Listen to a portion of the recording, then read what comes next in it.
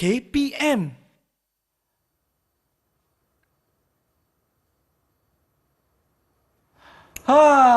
Tuan hamba. Hamba juga tidak berpuas hati dengan perjanjian Pangko, Tuan hamba. Kenapa dengan perjanjian Pangko? Kerana ianya tidak adil untuk kita, Tuan hamba. Hamba perasan. Dan kalau tak silap, kita telah pun mencari peguam untuk berunding semula tentang perjanjian Pangko ni. Betul, Tuan hamba. Tapi masalahnya peguam itu berpaling tadah, Tuan hamba. Bagaimana ni? Nampaknya kita dah tak boleh berunding lagi. Kita mesti usahakan sesuatu yang lebih. Hamba cadangkan kita lancarkan pemberontakan. Betul ke, Tuan hamba? Hamba rasa itulah jalan yang terbaik. Okey. Kalau macam tu, Tuan hamba, saya akan kumpulkan orang-orang kita, Tuan hamba. Bagus. Segera kumpulkan orang-orang kita. Baik. Kita lancarkan pemberontakan. Kita hapuskan residen British itu. Baik, saya pergi sekarang. Orang-orang kampung!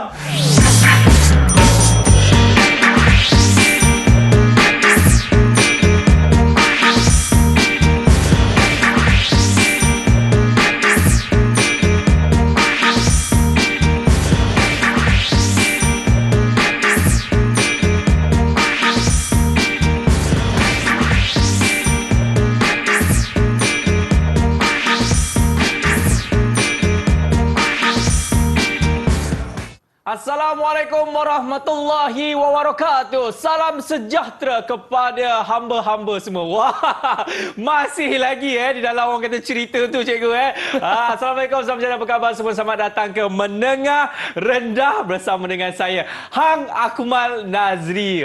Saya pasti anda pun dah tahu siapakah guru yang akan mengajar kita kali ini di dalam mata pelajaran sejarah. Tapi sebelum itu, izinkan saya ingin memperkenalkan jurubahasa isyarat kita kali ini, iaitu ini dia, Cikgu Amira. Apa khabar Cikgu Amira? Alhamdulillah. Itu dia, Cikgu Amira Huda daripada SK Pendidikan Khas Taiping, Perak. Baik, inilah dia tuan hamba saya, Cikgu Tuan hamba. Cikgu Ridwan. Apa khabar Cikgu? Sehat, Alhamdulillah. Alhamdulillah sihat Cikgu Alhamdulillah. Okey, Cikgu, sebelum kita nak tanya kan apa kaitan gimmick tadi dengan kita punya pembelajaran kali ini, katanya kita ada 4 orang anak murid, betul ke? Betul. Dan siapakah mereka itu? Cikgu Ridwan, silakan. Baik, jadi macam biasa, memang kita ada 4 orang murid, atau mungkin kita boleh guna dayang kot kali ni. Ada 4 dayang yang kita bawa di atas talian untuk bersama-sama dengan kita pada hari ini. Jadi kita perkenalkan dayang kita yang pertama. Kita kenalkan dengan Iris. Masa tu Iris, Iris, sampai sikit tangan Iris. Itu dia. Baik, dan dayang kita yang kedua, adik Fatin Nodamia. Ya, apa khabar dayang Fatin? Alhamdulillah. Okey, seterusnya. Dan yang ketiga, kita ada adik Asafira. Mana satu tu? Asafira, lambai sikit Asafira. Ini dia. Okey, dan terakhir sekali. Dan yang terakhir, kita perkenalkan adik Anor Naura. Itu dia, murid-murid kita yang akan bersama dengan kita kali ini di dalam menengah rendah, cikgu, bagi mata pelajaran sejarah. Cikgu, saya pasti ramai juga murid tertanya-tanyakan, perjanjian Pangko, sejarah, apa sebenarnya kita nak belajar ni? Cikgu Ridwan, silakan.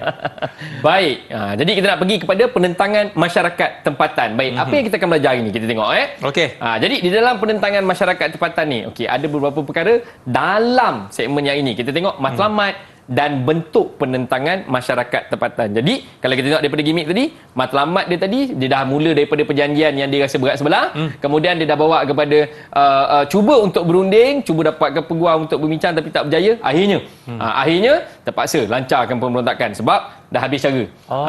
Kerana matlamat dia tadi untuk dapatkan keadilan daripada apa yang telah dijanjikan awal tadi. Jadi sebenarnya kalau kita tengok campur tangan kuasa barat, kalau kita tengok campur tangan kuasa barat membawa perubahan kepada sistem pentadbiran tempatan. Banyak.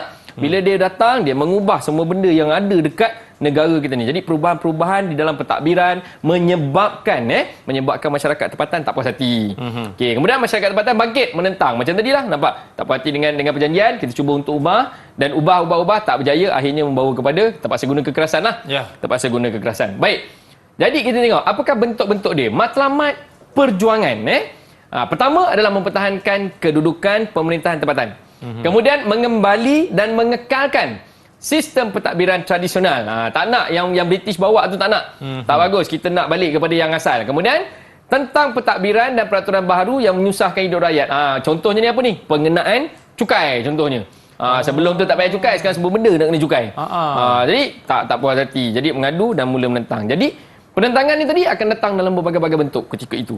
Mereka buat dalam berbagai bentuk. Macam tadi kita tengok contoh, kita ada sebut tentang perjanjian Pangku. Jadi mula-mula daripada perjanjian. Sekarang dia nak tentang, dia mencabar perjanjian tu. Betul. Okey.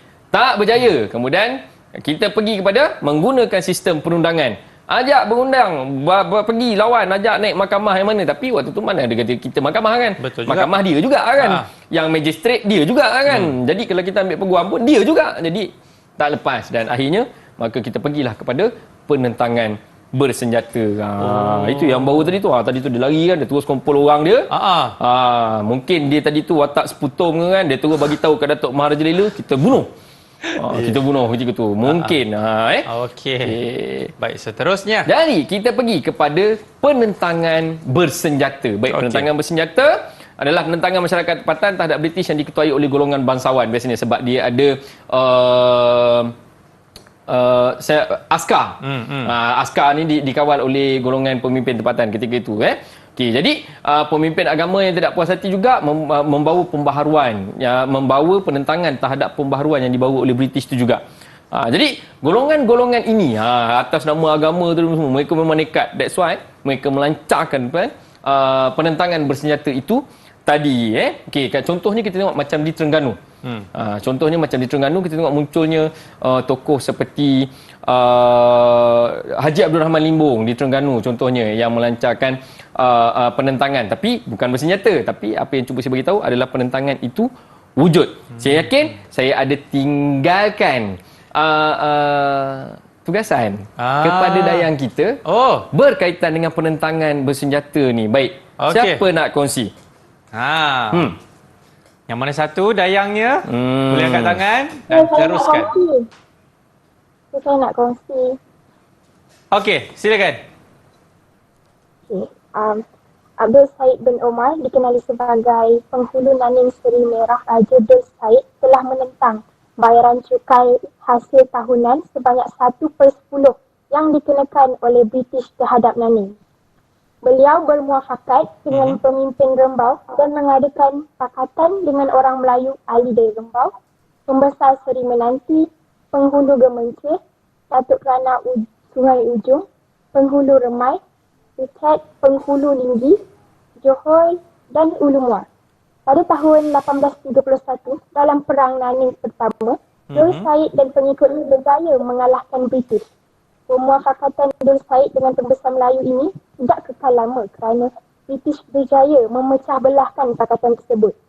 Dalam Perang Naning kedua pada tahun 1832, Yang Tuan Rembau dan pembesar lain enggan memberikan bantuan kepada Dul Said. Serta British berjaya menakluki Pabuh, pusat pentadbiran Naning, dan menyatukan Naning dengan Melaka.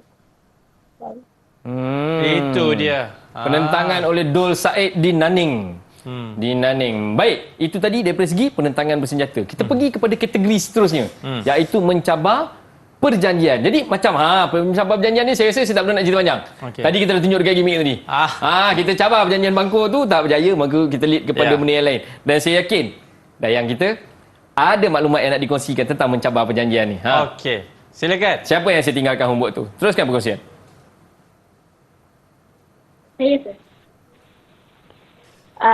Dalam mencabar perjanjian, Datuk Maharaja Lela merupakan orang besar yang berlapang perak yang bertadbir Pasir Salak telah bangkit menentang British kerana Residen British mengambil alih kuasa Sultan, pengambilan hak memetik cukai dan British yang mencabuli adat desam orang Melayu. Beberapa mesyuarat sulit antara Sultan Abdullah dan pembesar diadakan untuk membincangkan pakatan menghapuskan JWW Birch. Pada 2 November 1875, JWW Birch telah dibunuh oleh Datuk Maharaja Lela dan pengikutnya semasa tiba di Pasir Salak untuk menampai perisytiharan mengambil hak memungut cukai oleh British. Pada tahun 1887 pula, Datuk Maharaja Lela, Datuk Sagor, Pandai Indut dan Cik Kutum dijatuhi hukuman gantung sampai mati oleh British manakala Sultan Abdullah, Raja Ismail dan Ngah Ibrahim telah dibuang negeri. Mencabar perjanjian, nampak? Ya. Tapi macam kata tadi lah, kita tak menang. Akhirnya, tu dah tadi seputum yang melari ni nampak dah dijatuhkan hukuman bunuh oleh British. Okay, baik, kita pergi ke kategori seterusnya. Iaitu? Jadi, bila dah mencabar perjanjian, sudah pasti kita akan menyentuh tentang perundangan, iaitu menggunakan sistem perundangan. Dan saya yakin, siapa yang saya telah tugaskan untuk sistem perundangan tu boleh buat perkongsian contoh penentangan menggunakan perundangan. Okey. Saya, Sir. Teruskan. Okey, silakan. Haji Abdul Rahman Limbong telah menentang pengenalan pentadbiran barat di Terengganu dan menolak undang-undang tanah yang berlawanan dengan hukum syarak. Beliau telah memohon lesen wakil pleader untuk menjadi wakil kepada tertuduh. Beliau bertindak sebagai peguam bagi mewakili penduduk Ulu Telomong menentang pihak kerajaan yang diwakili oleh Ranger Hutan. Kegagalan pihak peguam pencara, pendakwa dan hakim menjelaskan pertanyaan Haji Abdul Rahman Limbong menyebabkan perbicaraan ditangguhkan dan berakhir tanpa keputusan. Akhirnya, perbicaraan ditamatkan dengan keputusan berpihak kepada Haji Abdul Rahman Limbong. Apabila berlaku kebangkitan Tani pada 1928, British menangkap beliau atas tuduhan menghasut. Beliau dibicarakan dan dibuang negeri ke Mekah. Itu Nampak? Di peringkat awal dia berjaya, dia sendiri jadi peguam. Haji Abdul Rahman Limbong, dia sendiri yang jadi peguam dan dalam perbicaraan itu berakhir tanpa keputusan. Tak dapat nak jawab. Ya. Dah memang perkara tu berat sebelah. So dalam penentangan, tapi yalah macam saya kata tadi, magistrate dia, hakim dia, mahkamah dia, semua dia memang dia yang menang lah. So akhirnya Haji Abdul Rahman Limbong ditangkap atas tuduhan cuba menghasut rakyat untuk memberontak ketika itu. Dan akhirnya dijatuhkan hukuman, dibuang ke Mekah. Jadi ini adalah kategori-kategori penentangan yang berlaku ketika zaman itu. Dan jangan salah, ini bukannya berlaku secara serentak. Contoh-contoh yang diberikan oleh murid-murid di atas talian tadi menggambarkan tentang perjuangan-perjuangan yang berlaku di daerah dan kawasan yang berlainan di dalam Malaysia lah. Di dalam Malaysia. Dan contoh yang diberi tadi, ada yang berlaku di Perak, ada yang berlaku di Terengganu, ada yang berlaku di Nanning. Jadi contoh-contoh ini tadi menunjukkan bahawa semua kategori itu telah kita gunakan, telah digunakan oleh pemimpin tempatan dan masyarakat pada ketika itu untuk melancarkan penentangan terhadap British. Itu dia, cikgu. Ya. Jadi kalau kita tengok gerakan kebangkitan yang berlaku ketika itu disebabkan oleh beberapa faktor yang dibawa oleh British, mengubah sistem pentadbiran tempatan, mengenakan sistem percukaian yang belum pernah dilalui oleh masyarakat ketika itu, menyebabkan penentangan demi penentangan, dan daripada satu kaedah tidak berjaya bawa kepada kaedah yang lain dan seterusnya. Sehingga selagi boleh lah. Selagi boleh. Okey, baik cikgu. Sebelum kita nak berhenti rehat ni cikgu kan, saya pasti apa yang diterangkan oleh dayan-dayan kita memang lengkap, padat dan hebat. Ya, jadi mungkin cikgu boleh berikan markah kepada mereka, cikgu. Kalau nak kata markah dalam skala 1 hingga 5, saya berani nak bagi mereka ni semuanya dapat 4. Memang perfect. Tapi nak bagi 5 tak boleh juga. Kerana mereka bagi tahu je kalau dia ada bahan situ, memang lagi terbaik lah. Okey, bagi tepukan kepada diri anda. Happy ke dapat 4? Okeylah, kita nak berhenti rehat kepada anda semua. Jangan ke mana-mana. Selepas ini banyak lagi Cikgu Ridho akan kongsi kepada anda dalam mata pelajaran sejarah. Selepas ini dalam Menengah Rendah.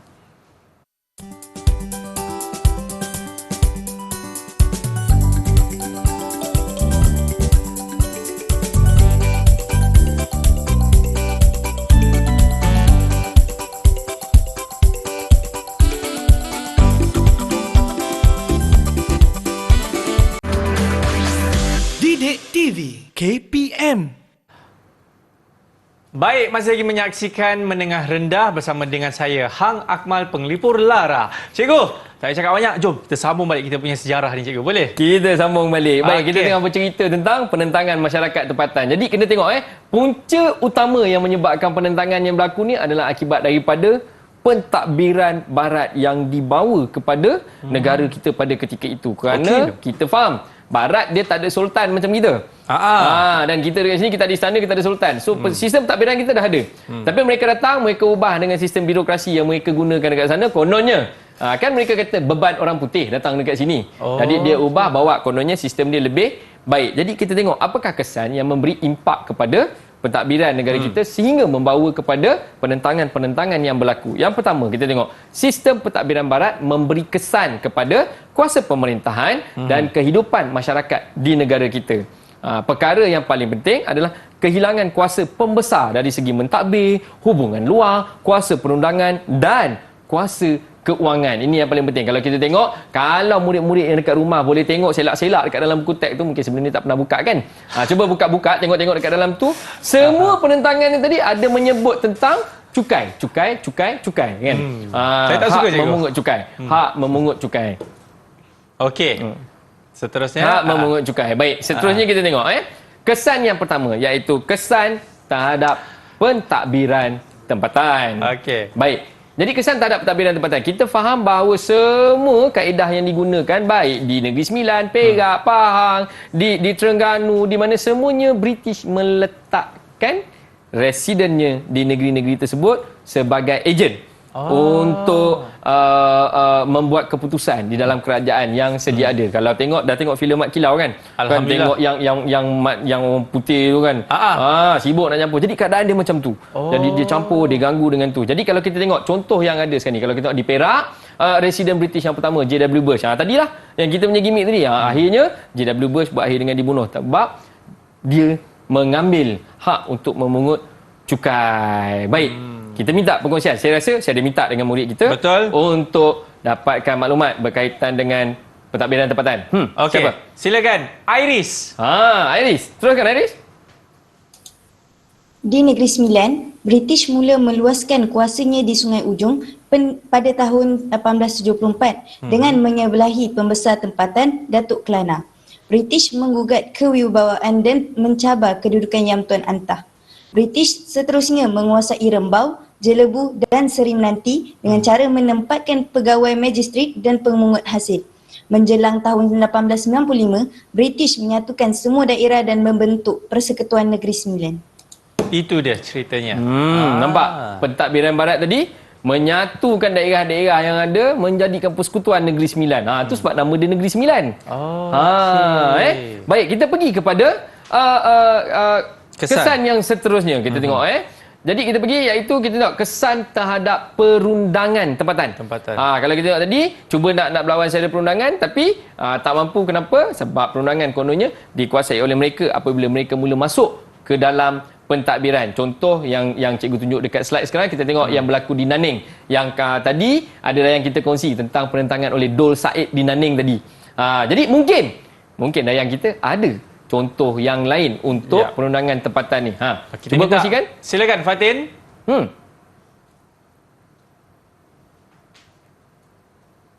Fatin. Okay, di Nanning pula, tindakan British telah mencabar kuasa penghakiman yang diketuai oleh Dol Said. Perundangan Nanning ni terasa terganggu sebab di Nanning mengamalkan atau berlandaskan adat perpati. Okey. Itu saja. Jadi kita tahu kalau Nanning ni walaupun waktu tu dia bukan Negeri Sembilan.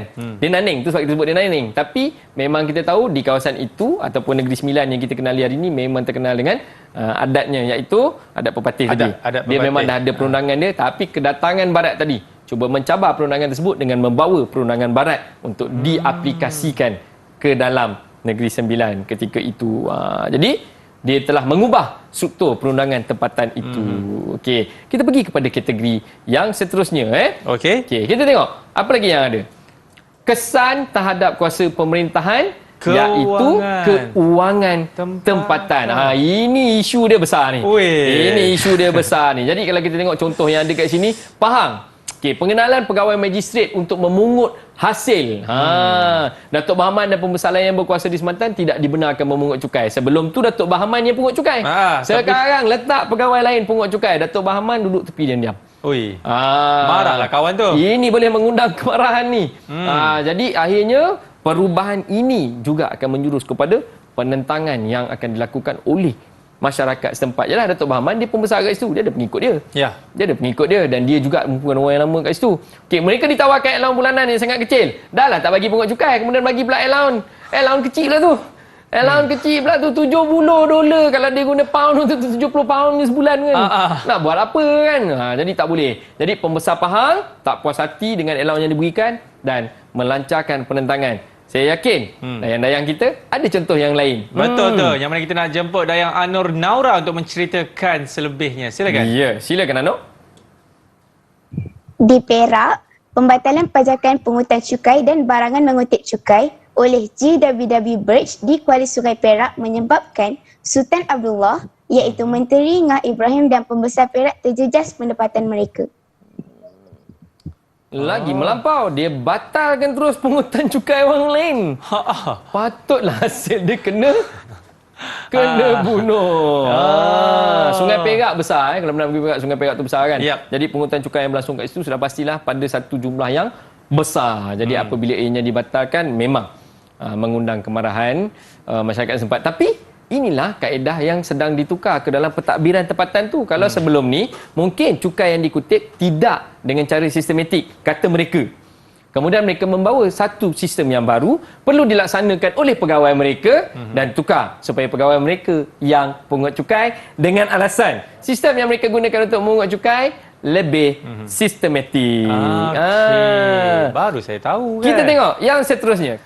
Kesengsaraan masyarakat pula. Jadi perubahan yang dilakukan oleh pihak British tadi membawa kesengsaraan kepada rakyat. Yalah, mana taknya dengan berubahnya sistem pentadbiran dia dah pergi kepada menyentuh sistem percukaian yang digunakan. Kita tengok British memperkenalkan berbagai jenis cukai. Jadi bila British memperkenalkan berbagai jenis cukai, cukai-cukai ini membebankan rakyat. Cukai tanah, cukai tumbuhan, cukai pokok. Dah lah pokok tu dikenakan cukai. Hasil daripada pokok tu nanti pun dikenakan cukai juga kan. Jadi kalau kita tengok Majlis Mesyuarat Negeri Kelantan mengeluarkan esaran sistem pungutan cukai yang baru pada 1915. Jadi sistem cukai yang baru ni memberi tekanan kepada masyarakat tempatan dan tidak ketinggalan ya.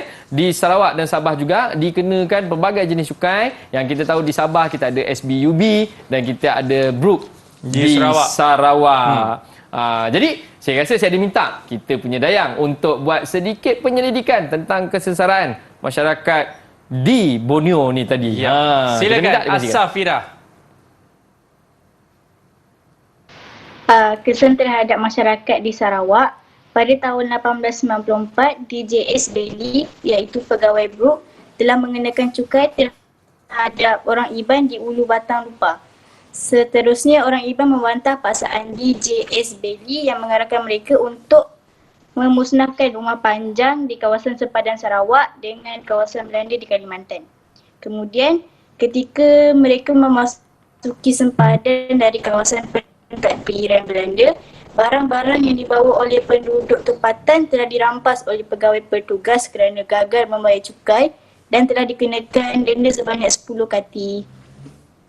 Macam tu cerita dia. Rampas, lepas tu denda.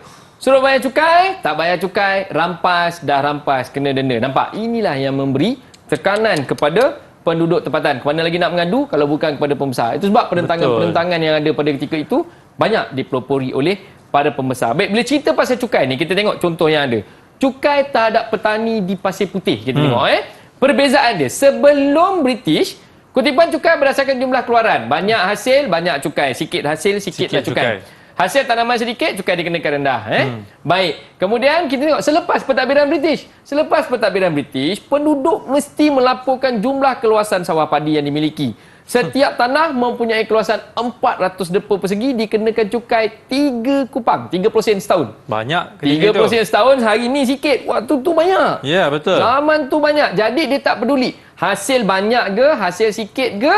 Jika rakyat ada jumlah tanah sebanyak ini, seluas ini, maka kena bayar cukai sebanyak yang ditetapkan. Kita tengok contoh yang lain. Tengok contoh cukai. Cukai pertanian, contohnya tanah pertanian 40 sen sehektar sehingga RM1.20. Mungkin dia tak guna ringgit lah waktu tu, mungkin dengan mata wang ketika itu. Tengok, cukai tanaman dan binatang ternakan. Pokok dikenakan 12,5 sen sepokok. Setiap pokok, kalau dia ada 4 ekar pokok durian, dia berapa banyak nak kena bayar tu? Kalilah. Pokok kelapa 3 sen. Pokok pinang pun kena cukai. Lembu dan kerbau 20 sen seekor setahun. Kalau kena dia ada 30 ekor, 40 ekor setahun, macam mana dia nak bayar cukai. Sebab kita faham, ketika ini masyarakat mungkin menjalankan dalam keadaan sara diri. Jadi dia buat ternakan untuk mungkin dia makan sendiri dan mungkin sistem barter yang digunakan ataupun mungkin nak sedekah kan. Tapi tiba-tiba dikenakan cukai tanpa hasil yang mereka dapat, jadi memberi tekanan kepada rakyat. Baik. Dan ini secara tidak langsung bercanggah dengan nilai dan norma tempatan ketika itu. Macam saya kata tadi, kalau kita tengok, ianya adalah seperti mungkin dia bela 10 ekor kambing. Tapi mungkin daripada 10 ekor kambing ni dia dah niatkan dah 2 ekor kambing ni nak sedekah. Kalau ada orang yang nak kahwinkan anak dia ke, nak buat kenduri kendara kan, kita sedekahkan kambing ni untuk dia buat kenduri. Tetapi ketika tak ada cukai, okeylah. Bila dah ada cukai, dia kena bayar cukai untuk 10 ekor. Sedangkan dia mungkin dapat keuntungan daripada 8 ekor. Jadi terpaksa semua bilangan yang ada digunakan untuk dapat keuntungan. Jadi bercanggah dengan nilai norma masyarakat setempat. Itulah dia kan. Sebelum dan selepas apabila British ni orang kata dia cuba masuk campur, betul? Betul. Hai. Okey, banyak lagi yang kita nak belajar tapi kita nak berhenti rehat dulu, anak semua jangan ke mana. Selepas ini dalam Mendengar Rendah.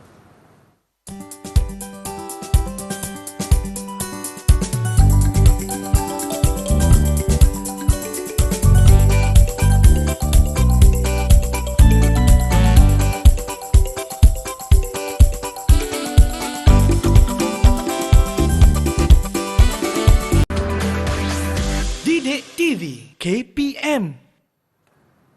Alright, masih lagi menyaksikan Mendengar Rendah bersama dengan saya Akmal Nazri dan juga Cikgu Ridwan kita. Cikgu, jom kita teruskan lagi kita punya kelas, Cikgu. Baik, Okey. kita sambung. Tadi kita dah tengok bagaimana kesan.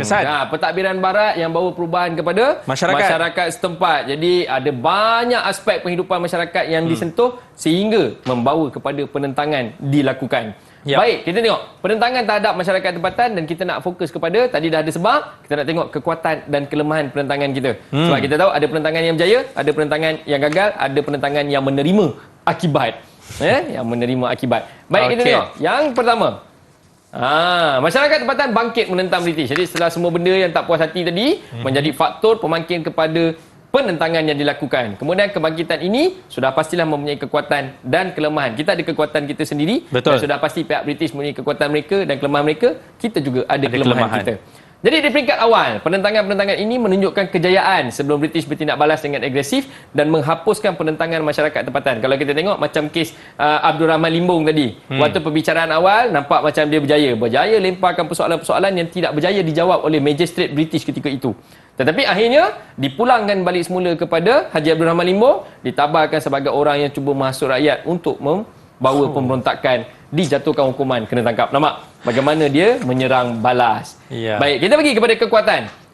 Peringkat awal pembesar tempatan berjaya dalam usaha untuk menentang barat ini tadi. Okey, kejayaan-kejayaan dicapai melalui muafakat. Kita dah bina kubu pertahanan nak berperang. Kita bersedia untuk berperang. Menggunakan teknologi senjata. Kita juga ada meriam, kita juga ada senjata api dan sudah pasti senjata-senjata yang lain. Dan kita ada kekuatan dari segi jumlah tentera yang terlibat.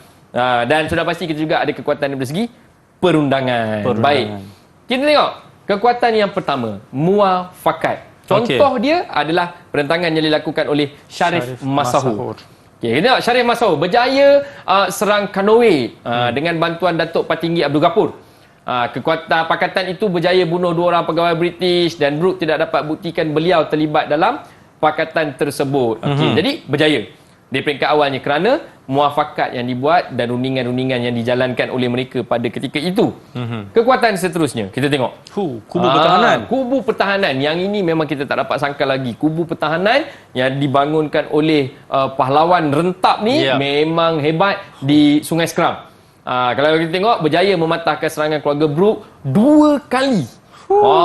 Nak serang balik tak boleh dia, tak boleh. 2 kali kerana keutuhan kubu di Bukit Saduk ni tadi. Okey, jadi terletak di curam perbukitan, dia mahir dalam peperangan tersebut, membina kubu pertahanan pada lokasi yang strategik, menjadikan kubu pertahanannya hebat. Okey. Kekuatan seterusnya kita tengok. Persenjataan. Dol Said ni hebat ni. Ya. Daripada segi perundangan pun tadi dia ada terlibat, persenjataan pun dia ada terlibat kan. Kita tengok Dol Said dapat bantuan angkatan tentera dari Rembau dan wilayah berjiran dengan Naning. Tapi katanya cikgu ada dayang kita yang ingin terangkan. ada dayang nak terang kan. Okey. Teruskan kita bagi Okey. dayang cakap. Silakan Dayang Fatin. Dol Said memperoleh bantuan angkatan tentera daripada Rembau dan juga wilayah yang menjadi jiran Naning. Angkatan tersebut menggunakan senapang jenis flintlock dan Snider rifles ketika membuat serangan hendak terhadap tentera British. Baik. Dol Said juga menggunakan meriam kecil iaitu Lela Rentaka yang mudah dibawa ke medan pertempuran. Itu ceritanya daripada Dia pahlawan kita Dol guna Said. meriam. Ya. Dol Said ada meriam. Ini yang perlu murid-murid faham dan sedar bahawa jangan ingat penentangan oleh masyarakat kita kat tanah Melayu ni pakai keris dengan parangnya. Tak. Kita ada senjata api. Kita ada meriam. Kita ada persenjataan berat. Bukan sekadar bawa parang pergi serang. Tak ada. Kita berperang dengan persenjataan yang sama hebatnya dengan pihak Barat. Pihak Barat. Baik, kita tengok kekuatan kita yang seterusnya. Perundangan Haji Abdul Rahman Limbong. Ni yang kita sebut-sebut daripada tadi. Haji Abdul Rahman Limbong. Dia ni bukan pembesar. Dia bukan pembesar seperti mana perentangan di tempat lain. Haji Abdul Rahman Limbong, dia guru agama je. Betul. Dia guru agama je. Okey, jadi dia pun buat menggunakan kuasa perundangannya, mohon pleader, bela para petani Terengganu di mahkamah. Kemudian mengemukakan hujah yang akhirnya tidak dapat dijawab. Ya, dan ini katanya pun akan diterangkan juga daripada Dayang Iris kita, cikgu. Betul, boleh. Kan? Okey, silakan Dayang Iris.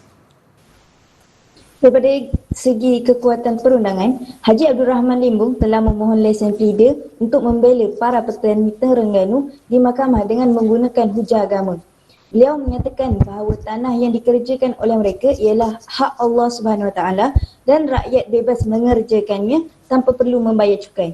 Beliau berhujah sistem percukaian yang diperkenalkan oleh British adalah berlawanan dengan hukum syarak.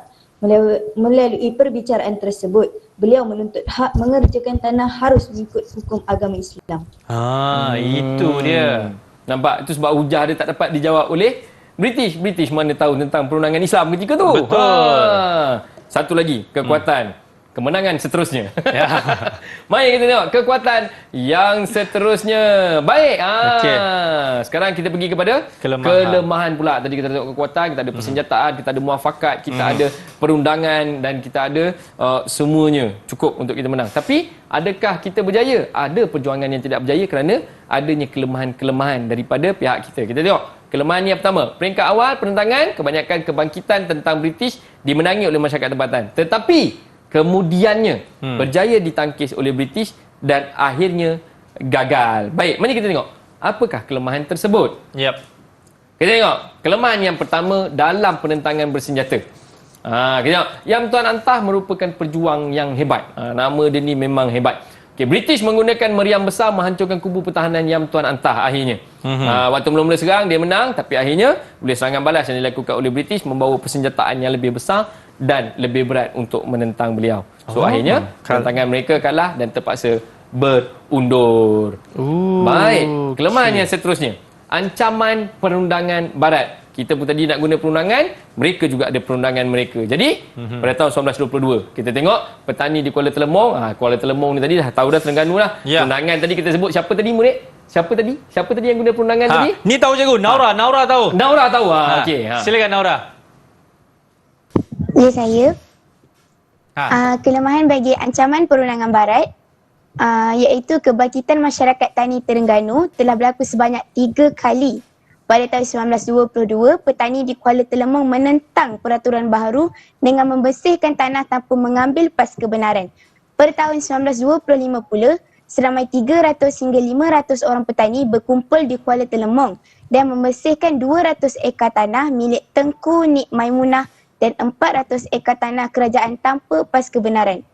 Kebangkitan yang ketiga, iaitu pada tahun 1928, berlaku kebangkitan tani di Marang, Kuala Telemong dan Kuala Berang. Mereka mengisytiharkan perang terhadap British, menduduki balai polis, menduduki bangunan kerajaan dan mengibarkan bendera merah di Kuala Berang. Haji Abdul Rahman Limbung, iaitu pejuang masyarakat Tani Terengganu, telah ditangkap kemudian dibicarakan di Kuala Terengganu. Beliau telah dijatuhi hukuman buang negeri ke Mekah atas kesalahan menghasut. Itu ceritanya cikgu. Apa yang berlaku mengenai kelemahan ancaman perundangan barat. Betul. Okey. Jadi apabila kelemahan-kelemahan ini berlaku, jadi ada banyak lagi kelemahan-kelemahan yang lain seperti tipu muslihat. Kalau kita tengok Tok Janggut pejuang jihad juga membawa menggunakan tipu muslihat. Mak Saleh pahlawan Sabah menggunakan tipu muslihat. Mereka ni kena tipu, bukan mereka yang guna tipu muslihat. Pihak British gunakan tipu muslihat untuk mematahkan penentangan oleh mereka ini tadi. Jadi kalau kita tengok kegagalan penentangan masyarakat tempatan ini tadi dipelopori oleh beberapa faktor. Yang pertama kita tengok faktor istana. British gunakan istana untuk padamkan kebangkitan masyarakat. Jadi tidak masuk dalam istana, gunakan. Itu sebab kita tengok akhirnya ada di kalangan mereka ini istana sendiri isytiharkan mereka sebagai pemberontak. Kita tengok yang kedua, sokongan. Sokongan terhadap penentangan tersebut tidak menyeluruh. Tak semua orang menyokong penentangan itu. Hanya kumpulan yang menentang sahaja. Kemudian kita pergi kepada faktor yang ketiga, iaitu kelemahan teknologi. Senjata berat yang lebih bawa, macam kes dengan yang Tuan Antah tadilah. Dia dah bawa senjata kecil, dia datang bawa senjata lagi besar. Dia dah up level kan.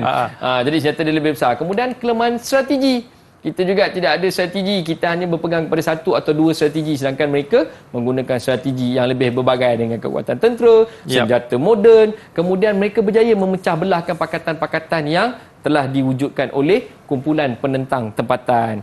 Dan akhirnya Pakatan British Belanda, seperti mana yang kita tahu dalam perjanjian London tadi, memang antara kumpulan ini tadi Belanda dengan British. Jadi mereka akhirnya sokong menyokong di antara satu sama lain untuk memadamkan kebangkitan daripada masyarakat tempatan. Dan akhirnya berkait dengan sokongan tadi, segala penentangan yang berlaku pada ketika ini adalah bersifat tempatan. Mereka tidak membuat penentangan bersifat nasional. Hanya kelompok dekat situ je. Dol Said dekat Naning, geng-geng dekat Naning je yang menentang. Rembau mungkin bantu macam tu je, tengok je. Kalau penentangan berlaku dekat Temeloh, dekat kawasan Datuk Bahman, dekat Kuala Semantan, orang-orang Kuala Semantan je. Orang Jerantut tak ambil tahu, orang Teriang tengok je.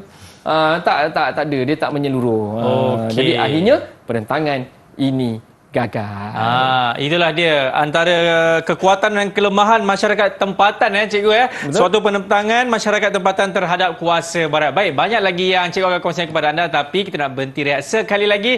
Anda berjaga mana selepas ini dalam Menengah Rendah.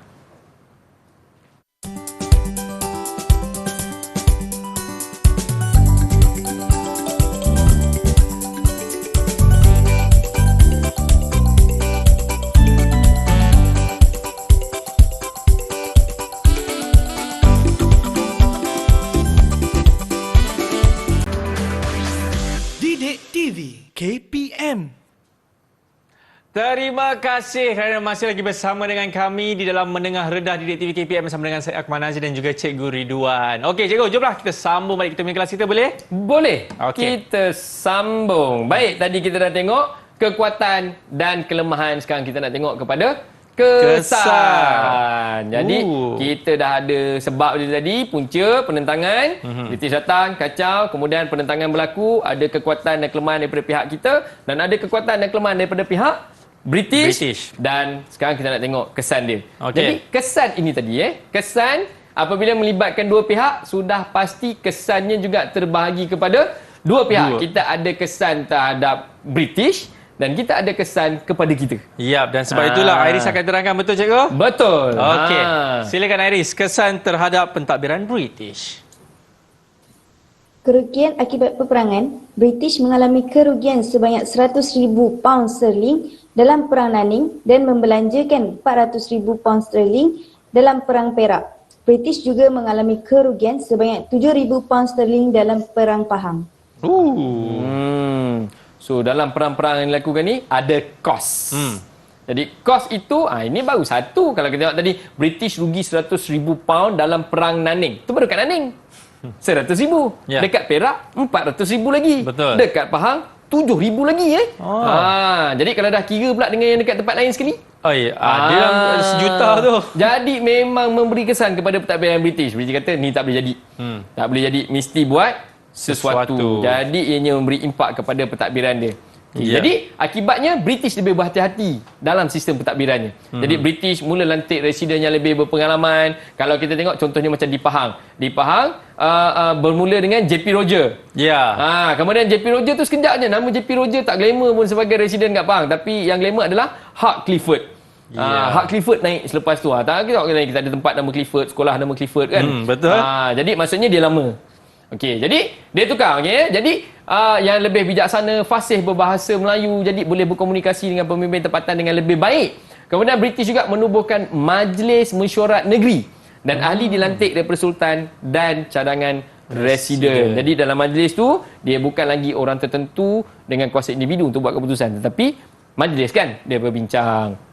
Jadi Majlis Mesyuarat Negeri jadi badan penasihat Sultan dalam meluluskan perintah atau peraturan Sultan. Jadi keputusan itu nanti kononnya daripada Sultan. Jadi rakyat tak memontak lah, Sultan punya keputusan. Sedangkan keputusan itu adalah daripada mesyuarat. Okey. Dia lebih berhati-hati. Jadi kemudian British merombak semula sistem skim penempatan pegawai. Ini tadi mula memilih pegawai yang lebih baik, yang pandai berbahasa Melayu dan sebagainya semua, yang lebih memahami adat istiadat tempatan supaya tidak berlaku konflik di antara apa yang nak dilakukan oleh British dengan masyarakat tempatan. Jadi tak perlu nak belanjakan tadi sampai 100,000, 400,000 nak berperang pula lepas tu kan. Okey, jadi kita tengok seterusnya. Pemantapan kuasa barat. Betul. Jadi kesannya adalah pemantapan kepada kuasa barat Yang akan diterangkan oleh Dayang Fatin. Silakan Dayang Fatin. Dayang Fatin. Pemantapan kuasa barat. Seluruh negeri Melayu telah dikuasai oleh British. Dinasti Brooke juga berjaya meluaskan pengaruh dan wilayahnya di Sarawak serta SBUV telah menguasai Borneo Sabah. Okey, terima kasih Fatin. Pemantapan kuasa barat ni maksudnya akibat daripada penentangan tadi, British lebih berhati-hati dalam membuat keputusan, dalam mentadbir negeri ni tadi, dalam campur tangan yang dilakukan. Dan yang paling penting, apabila berlaku penentangan daripada pihak masyarakat tempatan dan British melancarkan serangan balas dan penentangan ini dihapuskan. Apabila penentangan ini berjaya dihapuskan, maksudnya sekarang British telah berjaya menguasai secara total. Yang menentang cuma rentak. Sekarang dia dah berjaya hapuskan rentak. Tak ada orang lagi yang menentang. Jadi dia kuasai. Yang tinggal kau nak jadi macam rentak katanya. Faham. Jadi dah tidak ada penentangan, jadi pentadbiran mereka jadi semakin mantap. Seterusnya. Okey. Kita tengok. Tadi kesan kepada British, sekarang kesan terhadap masyarakat tempatan. Yang akan diceritakan oleh Safira. Silakan. Safira. Kesan terhadap pemerintah dan pembesar tempatan telah menyebabkan ramai kehilangan jawatan dan kedudukan, kehilangan jiwa dan ramai juga yang telah dibuang negeri. Sebagai contoh, Sultan Abdullah, Raja Ismail, Ngah Ibrahim dan Haji Abdul Rahman Limbong. Okey, itu dia. Kehilangan jawatan dan mereka juga melakukan dengan berhati-hati. Contoh kalau kita tengok tadi Haji Abdul Rahman Limbong tadi dia dah tangkap sebagai ketua pemberontak, kalau nak jatuh hukuman bunuh boleh je. Tapi dia takut dengan melaksanakan hukuman bunuh mungkin akan mencetuskan pemberontakan kedua. Jadi dia buat apa? Hantar Haji Abdul Rahman Limbong pergi Mekah. Dia kan guru agama tadi. Betul. Kita bagi dia pergi Mekah. Jadi habis cerita. Pandai. Nampak ini nama dia lebih berhati-hati dan pentadbiran tu jadi lebih mantap. Nampak dengan buang negeri, dia tak bunuh, dia buang negeri. Dia letak tempat lain. Jadi yang penting orang-orang yang berkuasa ni dah tak ada dekat situ lagi dah. Itu kesan terhadap masyarakat tempatan. Hilanglah pemimpin yang mereka yang hebat ni tadi. Okey. Baik, ini apa pula cikgu? Kedudukan raja dan pembesar Melayu diberi perhatian. Jadi sebelum ni mereka buat suka hati dia je. Kalau tengok dalam filem Mat Kilau tu kan dia suka hati dia pergi kejar Mat Kilau lah, pergi bunuh orang kampung lah, apalah. Tak ada perbincangan, tak ada apa. Dia tak peduli pun. Pembesar-pembesar datang bising dia tak peduli pun. Tapi bila dah berlaku pemberontakan, dah berlaku penentangan, dia tengok kehebatan masyarakat setempat menentang, mereka mula ambil kira. Itu tadi buat Majlis Mesyuarat Negeri tu. Jadi dia pun buat berita memperkenalkan Duba, bagi buat Majlis Raja-Raja Melayu dan sebagainya supaya mereka tidak akan ditentang dengan lebih hebat. Okey. Dan kesan seterusnya. Jadi segala penentangan yang berlaku tadi menjadi aspirasi kepada pejuang kemerdekaan tanah air yang terkemudian, yang selepas daripada yang dah berjuang awal tadilah, yang dah kena buang negeri, yang dah kena hantar ke Mekah, yang dah dijatuhkan hukuman bunuh. Ini menjadi aspirasi. Saya rasa yang kita ada maklumat ni Ya, tentang aspirasi silakan ni. Naura. Ya, saya. Penentangan ini telah menjadi inspirasi kepada pejuang kemerdekaan tanah air dan masyarakat tempatan kerana keberanian mereka menjadi inspirasi kepada pejuang bangsa dan memberikan semangat kepada pejuang kemerdekaan. Itu dia, merdeka. Merdeka jadi keluar kita. Kalau dulu dah boleh tentang, kenapa hari ni kita masih dijajah? Kita mesti berjuang seperti mana mereka yang telah berjuang membebaskan tanah air kita dahulu, walaupun mungkin mereka gagal. Jadi Baik. kesimpulan. Okey, silakan. Kesimpulan daripada apa yang kita belajar ini iaitu penentangan masyarakat tempatan. Sistem pentadbiran barat menyebabkan penderitaan dan penghinaan dan ini tidak boleh diterima oleh masyarakat tempatan. Maka menjurus kepada penentangan. Demi kembalikan maruah bangsa, segala cara yang boleh digunakan dan kita terkenal dengan adat dan adab. Betul. Bermula dengan perbincangan, rundingan, bawa ke mahkamah, keras kepala, tak boleh nak bawa bincang, benda boleh gaduh, tak payah bincang. Kita buat pemberontakan. Kita teruskan. Jadi berlakulah macam-macam perjuangan-perjuangan yang dilakukan tadi. Ya. Dan pejuang-pejuang negara akibat daripada penentangan yang boleh diibaratkan seperti mentimun dan durian tadi, akhirnya kebanyakan daripada pejuang-pejuang kita tadi dibuang negeri, dijatuhkan hukuman bunuh, dihantar ke Mekah, kemudian mungkin ada juga yang hilang macam tu je, berundur, terus lenyap. Kalau kita tengok, kalau yang tengah popular sekarang filem Mat Kilau kan, Mat Kilau akhirnya berundur dan hilang, lenyap. Ya. Tak jumpa. Kita tak tahu adakah dia tewas di mana-mana pertempuran ataupun dia melarikan diri ke mana-mana, kita tak tahu.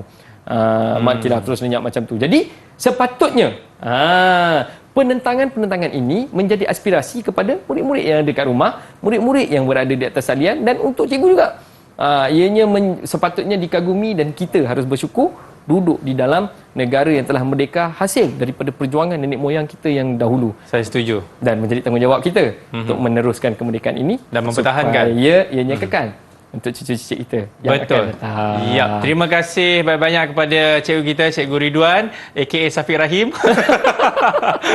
Okey cikgu, saya rasa ini memang cukup padat apa yang cikgu telah terangkan kepada kami semua tentang mengenai penentangan masyarakat tempatan. Tapi sebelum itu mungkin cikgu juga boleh orang kata membuat penilaian terhadap murid yang telah juga mengambil bahagian di dalam kita punya bab kali ini. Silakan cikgu, berapakah kita nak nilai mereka ni cikgu? Baik, penilaian kita, saya hari ni kita nak bagi pecah dua sikit penilaian. 3 orang cukup cemerlang, Okey. lancar penyampaian dia. Cuma Fatin tadi dia ada tergagap-gagap sikit, mungkin kurang persediaan. Jadi kita dalam skala 1 hingga 5 kita bagi dia 3 dan yang lain semua berada di 4. Ya, dan disebabkan saya bermurah hati, saya akan tambahkan lagi 1 bintang untuk Fatin tadi tu. Jadi sama semuanya rata. dapat 4. Okey, terima kasih banyak diucapkan kepada murid-murid kita dan juga Cikgu Ridwan dan tak lupa juga kepada jurubahasa isyarat kita Cikgu Amira. Dan Cikgu, sebelum itu kalau ada murid-murid ataupun guru-guru nak buat bahan rujukan dekat portal mana Cikgu? Boleh, kalau nak dapatkan slide yang saya gunakan ni, boleh rujuk kepada portal The5. Itu dia, portal The5. Baiklah, terima kasih sekali lagi Cikgu. Sama-sama. Kita akan jumpa lagi di soal seterusnya Menengah Rendah. Saya Akmal Nazri. Jumpa lagi. Assalamualaikum. Merdeka!